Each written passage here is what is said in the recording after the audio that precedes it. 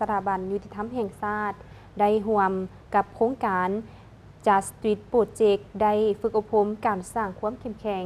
ในการออกแบบหลักสูตรสำหรับนักศึกษากฎหมายพิธีได้จัดขึ้นในวันที่ 11 มีนาคม 2025 อยู่ที่นครหลวงเวียงจันทน์ภายใต้การเป็นประธานร่วมของทานศรีวิชัย ประสานพรรองหัวหน้าสถาบันยุติธรรมแห่งชาติปริญญาเอกเพอรินศรีมงผู้ช่วยทางด้านวิชาการต่างประเทศ ITA มีคณะปิศอบโครงการพร้อมด้วยนักฝึกอบรมที่มาจากสถาบันยุติธรรมแห่งชาติสถาบันคนครัวและฝึกอบรมผู้พิพากษาสถาบันคนครัวและฝึกอบรมพนักงานอัยการสภาทนายความกรมร่วมมือสากลเข้าร่วมจุดประสงค์ก็เพื่อสร้างความรับรู้เข้าใจในการออกแบบหลักสูตรที่แท้เหมาะกับการศึกษานักเรียนที่ลงลึกแขนงก่อสร้างวิชาชีพผู้พิพากษาพนักงานอัยการและทนายความเว้ารวมบ่เฉพาะก็คือการเรียนการสอนหลักสูตรวิชาชีพยุติธรรม1 ปี